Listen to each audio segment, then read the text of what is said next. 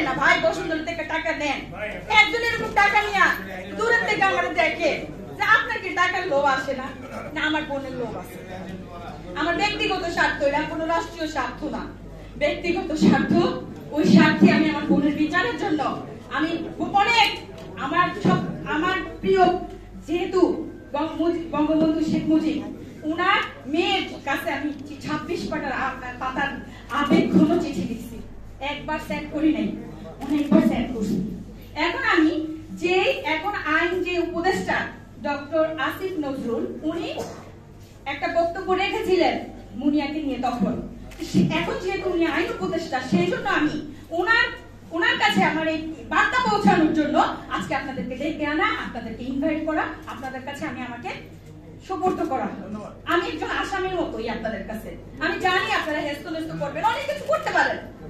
আমি আমার জীবনটা নিয়ে আসছি, আপনাদের ক্ষমতা আছে জীবন নেয়ার, জীবন দেওয়ার হয়তো ক্ষমতা নাই, আপনারা সেটা পারবেন। কিন্তু আমি এখন একটু বলবো, যেহেতু বাবা মা থাকার পরেও একটা মেয়ের শাসন, এখন এই যে ছাত্র আন্দোলন হচ্ছে, তাদের মায়েরা শাসন করতেছে না, রাখতে পারতেছে ঘরে। আমার বোনটা ভুল করছে, ওই ভুলটার ভুল স্বীকার করে আমরা অন্যায় না করি। প্রশ্নগুলো এমন মনে হচ্ছে যেন লোকটা মরে গেছে, লোকটা চোখটা কেন একটু জন্য বেঁচে গেছে। আপনাদের প্রশ্ন এরকম মনে হচ্ছে। প্লিজ প্রশ্ন করুন।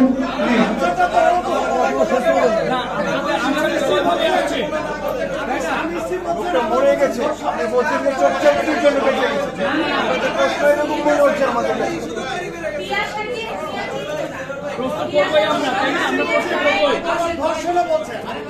ভাই একটু চুপ করি না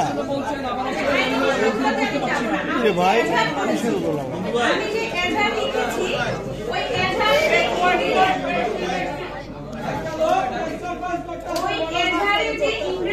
ছিল যে ধারা আসে ওগুলোই আইনগত। আমি যে এজাহারটা করেছি, আমি কিন্তু ধারার কথা বলতে পারি। তখন ধারা থেকে কিন্তু 306 দিয়ে আমাকে বিদায় করে দেওয়া হয়েছে।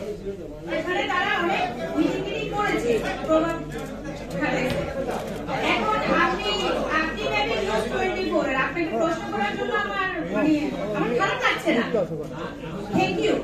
কিন্তু আমি বলতে চাই, রাতের রানী শুনেন, কিন্তু এই সিন্ডিকেটের সাথে আপনার বোনের সম্পর্ক, সিন্ডিকেট হচ্ছে আনবি। শুনেন, আমি বলছি আমাকে যদি বলার সুযোগ আপনারা যদি আমার থেকে নিতে চান, কথা নিতে চান, তাহলে শুনতে হবে। আচ্ছা, নয়ন নিজামকে নিশ্চয়ই আপনারা চিনেন, বাংলাদেশ প্রতিদিনের সম্পাদক। আচ্ছা, এটা আমি মুনিয়া মারা যাওয়ার পর জানতে পারছি। কোন একটা প্রোগ্রামে মুনিয়াকে ইন্ডিয়া ও প্রথম আলো কোন একটা পাঠক ফোরামের সদস্য ছিল, ওকে ইনভাইট করছে কোন একটা পেপার, ওকে পুরস্কার দিবে।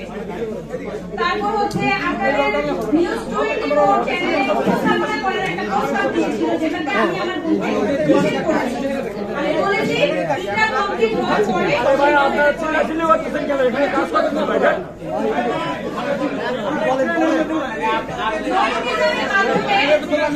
নিজামের মাধ্যমে আমিরের সাথে কিভাবে পরিচয় হয়েছে সোশ্যাল মিডিয়াতে, তো এটা আমি আসলে পরে জানতে পেরেছি।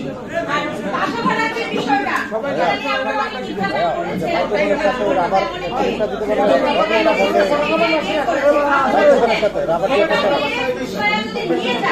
আপনাদের মা বোন আত্মীয় স্বজন নানাতো খালাতো চাচাতো অনেক মেয়ে আছে না, দাঁড়িয়ে থাকার পরও কমে যায় ছেলের হাত ধরে, অস্বীকার করতে পারবেন? কারো পরিবার থেকে একটু চায় নাই,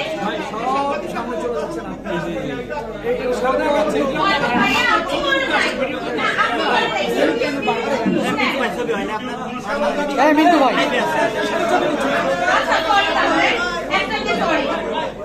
আমি তো ইউটিউবে অনেক